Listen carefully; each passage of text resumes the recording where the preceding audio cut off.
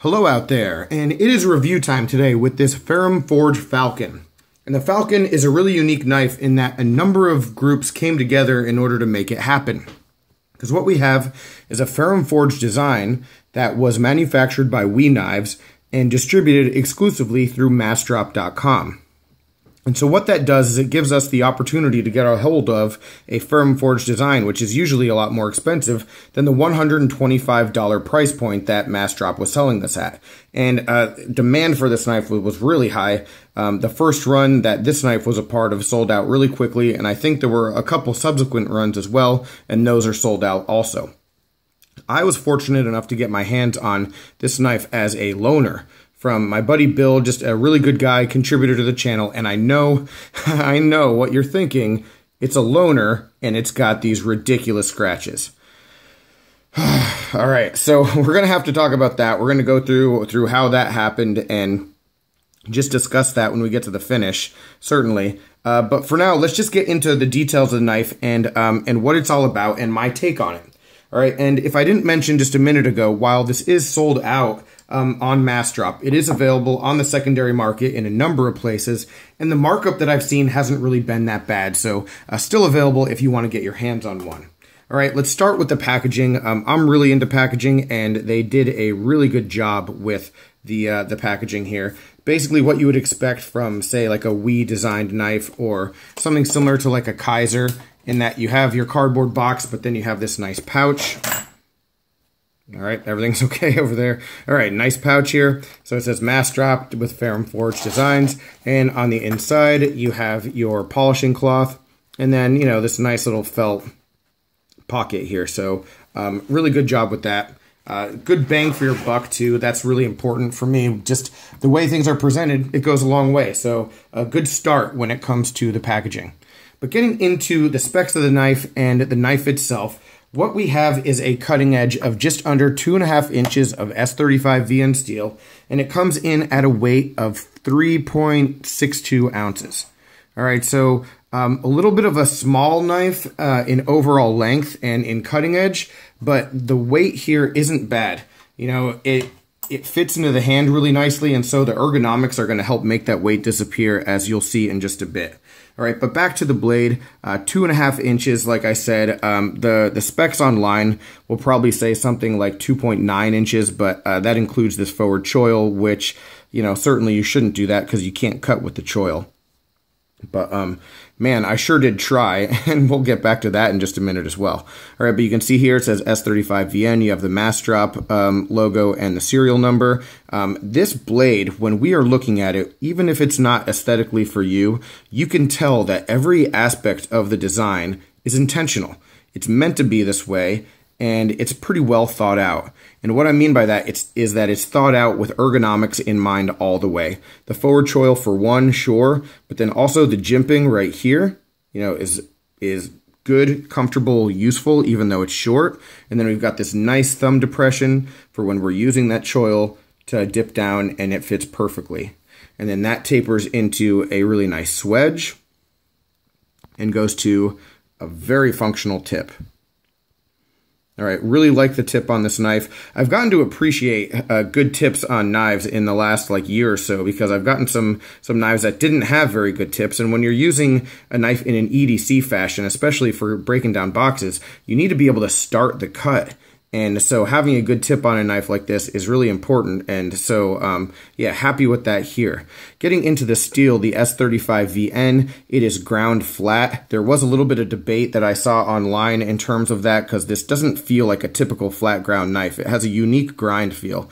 And there was some debate as to whether it was hollow or flat. And the people from Ferrum Forged themselves confirmed that this is a flat ground knife. They really wanted to be able to bring the best out of S35VN and really take the edge retention to, you know, to a new level and make sure that the wear resistance was very high. Now, that's great, but on this knife, the first detractor about this knife, and it's not the design, it's this specific one, was that out of the box, it just really wasn't that sharp. I mean, it was functionally sharp in that it cut, but it wasn't nearly as sharp as what you would expect from, you know, a knife at this price point and of this expected quality. So whenever I get a knife, I like to use the factory edge. It's what I want to do. I'm going to use the factory edge, see how it performs out of the box. And this one, even though it was sent on loan, was essentially brand new when I got it. So I wanted to use the factory edge. It did not hold up very well because obviously just out of the box, it wasn't very sharp. The good news, though, is that with just a little bit of time, even on my rudimentary Spyderco Sharp Maker, I was able to get a much better edge on the knife and get it to be a lot more functional. And so it ended up working out just fine. Certainly you don't want to have to do that out of box, but you know, it's something that, that after just a little bit of use I needed to, and yeah, it touched up very well and easily. So, and then from that point on, it functioned, you know, and cut really well, and the retention was just fine. All right, and then moving back with the rest of the knife, we have a titanium frame lock with a stainless steel interface. And the stainless steel interface is done really nicely, very flush. Lockup is excellent on this knife. So happy with that. We have flipper opening, and we are running uncaged bearings. And so the knife, man, the knife is nice and smooth. I love opening this knife. Just has a great feel. I mean, if you're looking for a knife that's fun to like just fidget with and play with, this is definitely near the top of the list. There's a ceramic detent ball, and the detent is strong, and you can see it right there. But it's easy enough to break, and once it breaks, it really flies out. Really flies out. And then here's another nuance though about it. Something interesting that I wasn't expecting. And it's not necessarily a detractor, but it's something that I wouldn't expect to see in a knife like this. It doesn't seem that there was any Loctite used on this knife.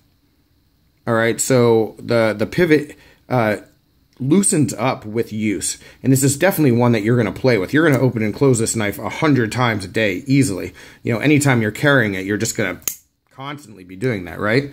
Well, over the course of time doing that, the pivot loosens, and as it loosens, you can start to notice it because you know, the centering starts to go as the pivot loosens.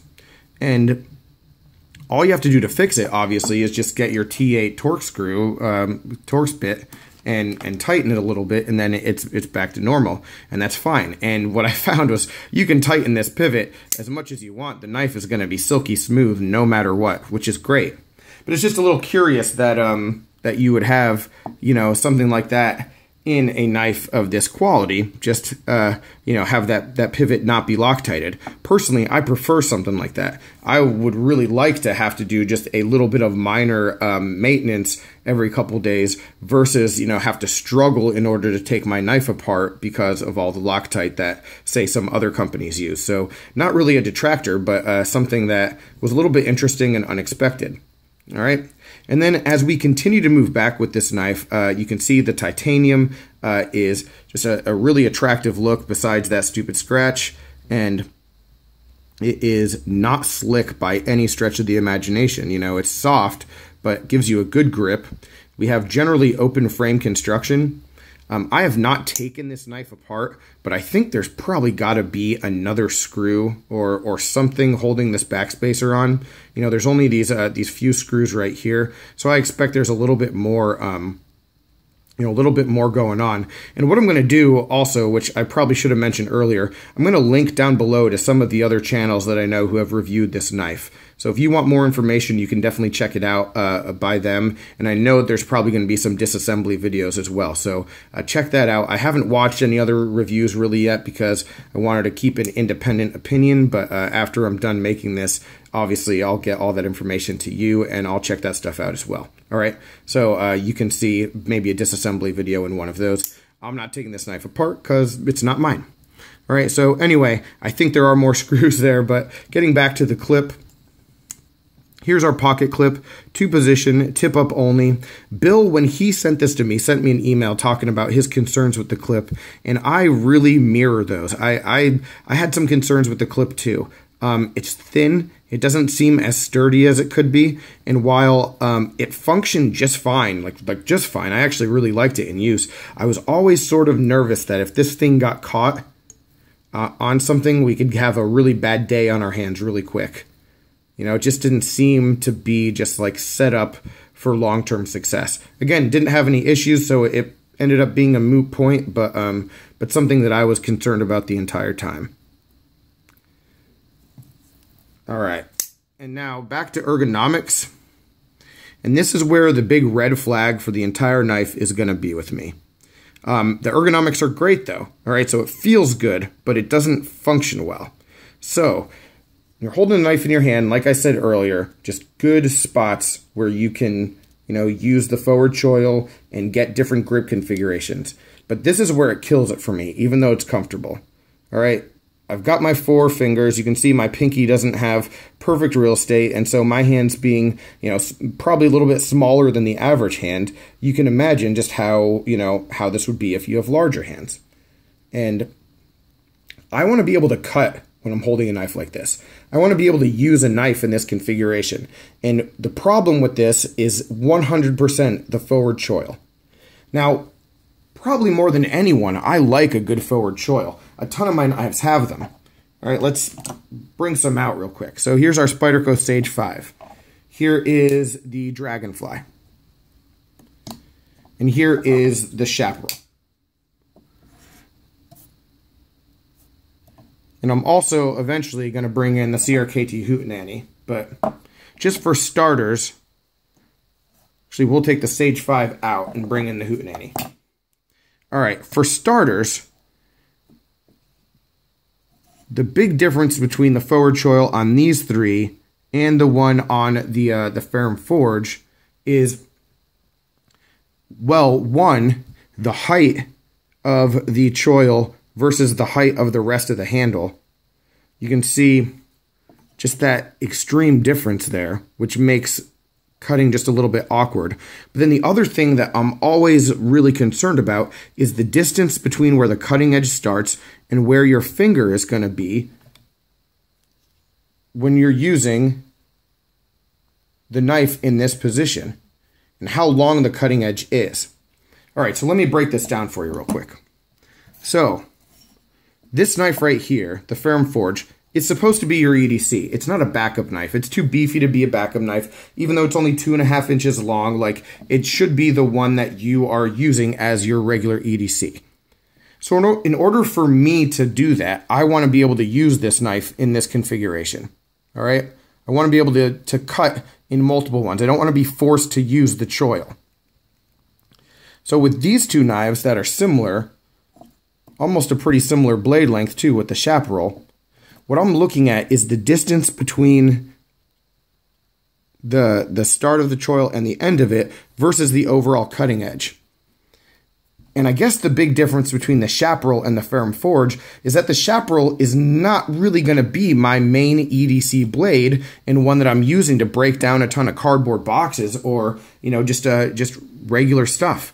I mean, these 2 knives are lightweight EDCs. So if you told me, hey, you're not really going to be able to comfortably use it back here because of the space of this choil, I'll say okay, because I'm cutting string and cutting small things and maybe paper here and there and tags off of clothes and who knows what else, But I'm not breaking down cardboard boxes with this. Or really with this. I am doing it with the Hootenanny. And so with the Hootenanny being a primary EDC for me, when I'm choked back like this and not using a choil, I still have all this cutting edge. So all this cutting edge in order to properly apply the knife and use it functionally well. And when I do choke up, it's still really comfortable, and I've got the jimping up here, which is actually pretty cool, and I like this a whole lot on the knife, But the configuration works. With the Falcon, and hopefully I'm making sense here, this configuration doesn't work. The distance between here and here is too great, and it's not straight. It's angled up, and so it's just awkward. And every time I was trying to cut with the knife like this, I was getting it caught in the media that I was using. And so it just wasn't working really well. And just one more time, let me just show you, because I guess this is the best way to do it. You can look, if we line up the choils, right? The forward choil for the Hootenanny is smaller, and look at how much longer the blade length is. You're just not getting enough area of cutting edge for the distance that this choil creates between your finger and where you're actually using the knife. It's just too big. And so it didn't work for me. It just doesn't work for me in that application. For a backup knife, it might be fine. You know, if it's one of these two knives, I'm not too worried about it. But if this is going to be my main EDC, we're going to have a problem. So we're going to have a problem. And so that's really sort of a big red flag for me when it comes to this design. Just something that I can't get over, no matter how hard I try. All right. Now that that's out of the way, and even though, you know, ergonomics are still really good, one of the things that makes the ergonomics feel good in hand is this titanium. And the finish on this, you can see, is just destroyed. It's done. And it's done because of some stupidity in the way that I carried my knife. You know, when I got this knife from Bill, he said, use it. Use it the way that you want to. Don't hold anything back. You know, and I didn't. You know, I didn't go out and baton wood or anything with it, but I used it the way that I would use any EDC knife. And the problem with that is that I just don't have that much experience when it comes to titanium frame locks like this with this kind of finish. And so I used it the way that I would use any other knife.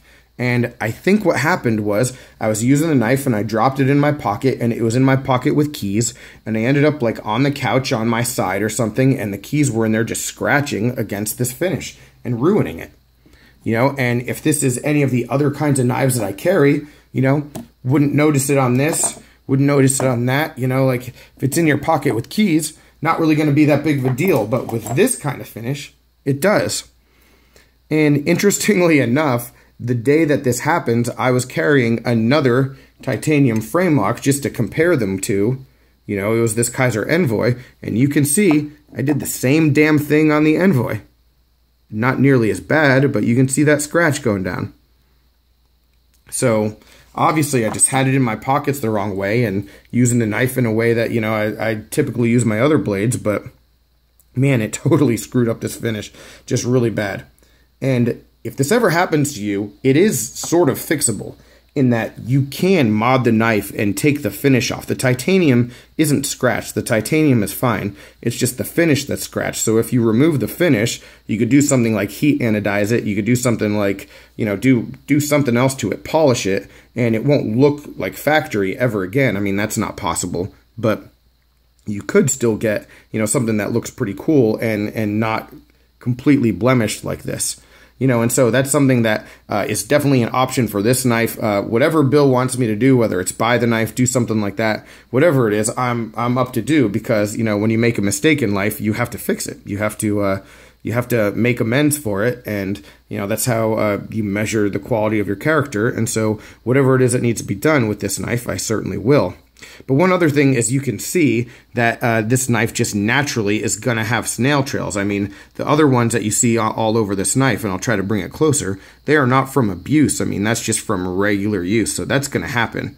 So it's something that I think over time, and you can see them all jumping out as the light hits them, it's something that over time actually I think looks really cool because it creates like a natural stonewash. And I just got this Spyderco Mantra used, and you can see that that's sort of what's happening with that knife. So, yeah, it can be something that's pretty cool, but in this case, this scratch just completely ruined it, and I'm going to have to make up for that as best as I can. All right, so overall, though, I mean, I think this is a cool knife, a nice idea.